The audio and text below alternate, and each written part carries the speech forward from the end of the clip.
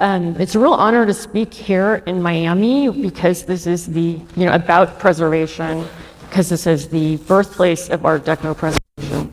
And I believe that I'm from the Art Deco Society of California. I'm the preservation director, and I believe that our society is one of the older ones. We were founded in 1981 by Michael Crow, and I'm pretty sure he was one of the people that Barbara Kapteman came to see in San Francisco to encourage the way that Andrew was talking about that. I'm pretty sure that he was the one that she was speaking to about founding our society. Anyway, so I'm going to be talking to you today about trying to save Art Deco movie theaters in the Bay Area. As you all know, the Art Deco theater the movie theater is a building structure very important in our era. There are many, many of them all over the place, but they've all suffered, different fates. In the San Francisco Bay Area, we have about a dozen still active movie theaters and 2 occasional films. I'm showing the Paramount in Oakland, the Alameda, which is a working multiplex, and the Grand Lake, built in 1927. That's not really Art Deco, but the marquee is gorgeous. And these are all active. The Paramount is a performing arts space, but is occasionally showing movies on rare occasions. Anyway, so and the Paramount and the Alameda were designed by Timothy Pflueger in his office. So we have the pandemic, as you know, added the Art Deco theaters have been under real preservation issues. They've been used for adaptive reuse for many different things, or they've been torn down. We've just seen today on our walking tour, we saw the Lincoln Theater that was turned into the Symphony, and now it's an H&M, but at least they saved the proscenium, sort of. So, you guys are all familiar. I'm sure you have some examples in your own towns and cities. And so during the pandemic in the US, about 2,000 screens were gone. So the pandemic, exacerbated the whole problem that movie theaters are facing right now with streaming. Nobody wanted to go into a movie theater. Even when they started opening up, it was very scary, even wearing masks. So the pandemic has just kind of been a real big, problem. So one project that I am going to talk about is pre-pandemic. It's the El Rey Theater. This was one of our early preservation projects since I've been preservation director. It was built in 1931, 32, designed by Timothy Pflueger. You can see here, these are the number of screens that we have lost in the US. I forgot to show you that. And there are some globally though, we've gained screens. So if you look at this movie theater, it was a church. It became a church in the 1970s after it failed as a movie theater when movie theaters first started struggling with the competition from TV. And it became a voice of Pentecost church. And the preacher was very well regarded, but when she died, her son took over, and they did a lot of kind of bad improvements. You can see here they added a sort of folded canopy. They painted a cross on the tower, which it's kind of Miami colors, but they got rid of the neon, they got rid of the sign, and they also added that. Well, I guess it's actual stone to the facade, so they ruined the marble facade. So this is what it looked like originally when it opened up, and you can see it did have a very cool neon sign, and the neon tubes were you can see the tubing coming down the top of the tower. It was really cool, and ironically, it was a movie that led to the demise of the voice of the Pentecost church. The pastor who took over for his mother basically tried to do a movie, and he rented a studio on Treasure Island and basically bankrupted his church. And the city basically, he didn't pay his property taxes and they took over. So the movie theater was sold on the City Hall steps for $1 million. This is an interior shot of what the interior that's now gone, but you can see on the far right some of the reliefs that are still inside.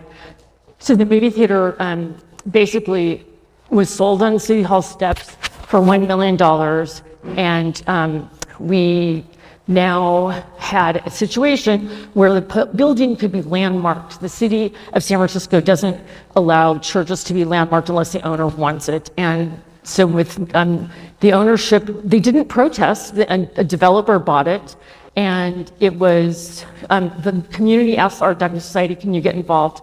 So we got some grants, we hired a historian, we filed a landmark application, and we got community involvement, we got the thing landmarked, and nobody, the problem is that it's been sitting empty. And so over the pandemic, the developer has issued some drawings, filed drawings with the city. They want to do housing. This is a big problem in California. I'm sure in many of your communities, everything is turning into housing. It's all about housing, and the theater plan is to build housing behind it. So because it's a landmark, this was actually a good thing that we got at landmark, because they have to be very respectful. And they also do plan to restore the theater. They just don't know who they're going to get to operate it. But you can see they plan, the design is for, I think they want to have 46 units, condos or apartments, and it's going to be built hopefully in the next couple of years. But so far right now it's empty, and so what the owner is doing is he is using the tower. He's now got AT&T leasing the tower, and he's going to turn it into a cell phone tower, and AT&T is leasing it. And at first I thought this is not good, but then I realized it's probably a good use of the tower, because he's also going to redo the neon with LED, because the metal will conflict with the antennas. So they're putting all these radio antennas, and the architect, he's hired this architect, John Goldman Associates, and he's going to be designing the coverings for the antennas. So he said he's going to do it all in the modern style. And we have actually given him the blueprints, so he had copies of the original blueprints from Pflueger's office. So this project is not too bad. Hopefully, I think this drawing may be a little bit deceitful because you can't see the development in the back. But it's at least he's preserving the theater. So this one we kind of like. I mean, it's not the greatest outcome, but it would be nice if the theater gets revived. So the next one is the California, which this is a pandemic issue. The California Theater was right near UC Berkeley. It was, it shuttered in March of 2020, like all the movie theaters. And then in October 2021, when the movie theaters started to reopen, they lost their lease. Landmark Theaters was the tenant, and the owners, it was a family, they decided not to renew their lease. So everybody started getting nervous that the theater was going to be developed. So, and this is kind of an interesting history, because it was originally like a Beaux-Arts theater from 1914, but in 1929, it was done in a serious streamlined modern, with Art Deco motifs, and by Clifford Bulch, who worked for the architectural firm, I forget their name, in Los Angeles. But he worked also in the United Artists Theaters. So we were surprised that the Landmark Commission didn't bring this issue up. So what happened was, in Berkeley, you have to get residents to sign. So we got a petition going during the pandemic. We all gathered signatures to landmark the theater, and it was, we started money, so I actually had to write the application myself. So I got help from an architectural historian, a legitimate one, I mean, just an amateur. And So we got a lot of help, a lot of editing. We filed it. We attended the meetings. And so this is kind of what spurred all the, California is not going to open. This is what spurred everything. And then we also had a group that was formed called Friends of California. They were helping us. They helped us attend meetings. So that was all great. Then we had the landmark preservation meeting in April. The owners finally showed up and said, we want to turn the theater into housing. So this was our application that we filed, the example of signatures. And so then the city at the last minute said, okay, we'll approve the facade. So the Landmark Commission just approved the facade. So now there's a plan to build. This was the first drawing, 15 stories, 214 units. It's pretty tacky, the one on the left. The one on the right is the latest drawing that they have now added an amenities floor. So the amenities floor is really out, it just doesn't fit the building at all. So we now have asked our architects on our preservation committee to write, actually we have written a letter to the Landmarks Commission to ask the architects to revise their design. We don't know how that's going to go. It has helped in the past. We have done that before. So we'll see about that, what happens. So that's the story of that theater, and hasn't been torn down yet, but that's the next step, is demolition of the entire building and just leaving the facade and the marquee. The neon sign will be saved, and the marquee, and that was added in the 50s, by the way. The next project in Berkeley is the United Artists. This is a recent theater that has just closed. And this was another victim of the pandemic. This was a multiplex. It was a single screen, big auditorium. This one is more Art Deco. It has a super beautiful interior. Same architect, Clifford Balch, 1932, a few years later. And this theater, sadly, the building was purchased, and the developer who purchased it, he basically filed what's called SB. He filed a building plan under a new law in California called SB 330, which will speed up development. It's a new law, and the way the city of Berkeley is supposedly interpreting it is it will supersede any preservation efforts. So this may all get completely torn down. It has some Heinsbergen Decorating Company murals inside. The original proscenium is supposedly still intact underneath the multiplexing, similar to what we saw at the Miracle Theater, where they uncovered their original proscenium, and they built a new front, but they uncovered a lot of stuff. Similar situation. So you have some beautiful railings. The owner now is saying that he's going to preserve the lobby and create a Viennese-style cafe. But we don't really trust him because he did this song and dance before. There's another building in Berkeley called the Fine Arts Apartment Building, and he did the same thing. He promised a bookshop, and then nothing happened, and the bookshop got kicked out. So this is his plan, and you can see, he's keeping the facade.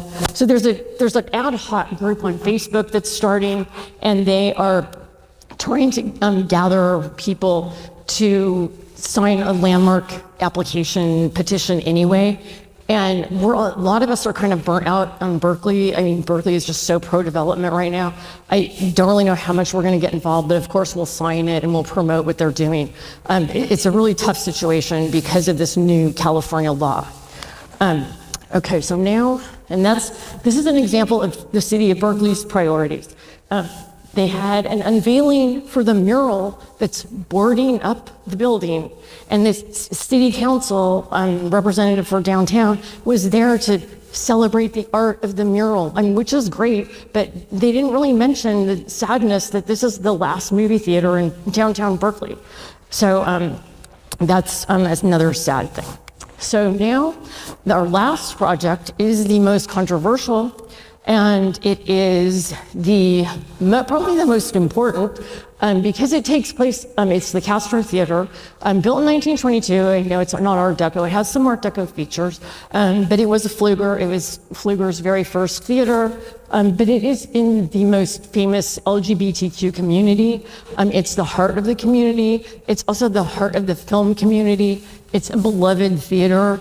Many film festivals have been exhibiting there, repertory, sing-alongs. It's hopefully some of you have been there. It's the most awesome place. We had an organist who used to play right before every movie. Anyway, so the family that owns the Castro, they've owned the Castro for 100 years. The Nasser family, they commissioned it. They haven't taken very good care of it. And so things are falling apart. So during the pandemic, it was shuttered, it reopened, and during the reopening, they announced that they were going to have new management, Another Planet Entertainment, which is a live events producer. And they basically want to do rock shows. So so this is the interior. The plan is to remove all of the fixed seating in the theater, in the main auditorium. They want to leave the seats in the balcony, but the main auditorium, they want to remove the seats and the raked floor. And this is one of their plans, is to have these steps, these platforms, so that you can dance and drink. And they also want to add 4 bars to the theater, so they can have a huge profit margin for their rock shows, which are totally incompatible with the neighborhood. It's just kind of, there's going to be all these straight people spilling out into the Castro, and they're not going to go to the bars there. It's just a very, very, it's not a good proposal, at least in my opinion, and of the opinion of many of the preservationists I've been working with. So this is one thing that we joined when the plans were shown there was a meeting at the Castro Theater by Another Planet, and the meeting was super contentious, and that was kind of the birth of the Save the Seats movement. And we don't necessarily want to save the actual seats, but we want to save the fixed seating configuration in movie palace style. And another thing that's happening is that the interior of the theater is going to be landmarked. And that is very cool and unusual because there's not that many things with the interiors landmarked. I know the Rainbow Room in New York and the Waldorf that Roberta mentioned have the interiors landmarked for parts of the public rooms. So that is one huge step forward. But now the landmark application has a little hitch in it. The amendment is that we want to remove the language that says presence of seating, because we know that the lawyers can fudge around and they will try to remove the fixed seating and just they want to do mechanized seating. So I'm not going to bother and try to do this video. I can show you guys later. But they basically have this plan to do a mechanized floor now after the outrage over their first proposal. Another Planet wants to do platforms. And we saw this today at Frank Gehry's New World Symphony, but APE's plan is to do you see the seats in the upper corner? They're kind of like conference room seats in hotels. So it's a really uncomfortable situation for movies, for performing arts in the theater. It's kind of a low-end version, and we don't even know if they have the money to actually do this plan. So it has been a very big controversy. The Historic Preservation Commission, we had an almost 6-hour meeting at City Hall, and this is just some of our crew that we got together to wear red to support the theater. And saving the seats. The Historic Preservation Commission recommended the landmark amendment, but they left the language of the presence of seating. So now it's going to the Board of Supervisors. And we just went to our first Board of Supervisors hearing at City Hall, and this was in the big chambers. This is Lori Gordon, who many of you may know, speaking in front of the the Land Use Committee. And they voted 2-1 to change the language. They're for amending it and keeping the seats fixed. So we'll see what happens. Aaron Peskin, the president of the Board of Supervisors, noted during this hearing that Another Planet has also been a very bad tenant for the city of San Francisco. They made promises to do a lot of repairs for the Bill Graham Auditorium, and they have not come through with $10 million in repairs that they promised to do. So he doesn't think they're the right fit. We also have one of our allies besides the LGBTQ cultural district is the Castro Theater Conservancy, which has kind of been leading this whole effort. They have offered to take over the theater as a nonprofit. They want to show film, they want to show performance, they want to show concerts. No one is against concerts. Everyone just thinks it would be much more comfortable to keep the seats, or at least do a better version of some sort, like kind of like what the Frank Gehry option was. That might be a better option. But anyway, so it's a moving target. We'll see what happens. I also thank ICADS because I know some of you guys have signed the petition and I need to stay in better touch with you about these updates. It's just very hard, like when you have a full-time job and you have all volunteers, it's hard to give people updates. So that is a few lessons that we've learned from these projects. One is if a building has a rumor that's endangered, it's usually true. Use social media as much as you can. We've really galvanized a lot of support to attend our meetings by getting people on Instagram and Facebook, and listen to marginalized communities. It really can help you. And the developers do lie, as we've also heard at this Congress. And don't let fatigue get to you, because that's what they want. That's what they want, and I know that's, it's already happening. So I will just close and remind you that in May we will be having our I forget what anniversary. It's the 50th anniversary of the Paramount Theater's restoration, which took place in 1973, which is one of the very early Art Deco preservation for a movie theater. And we invite you all to come, and I have invitations. And so thank you very much.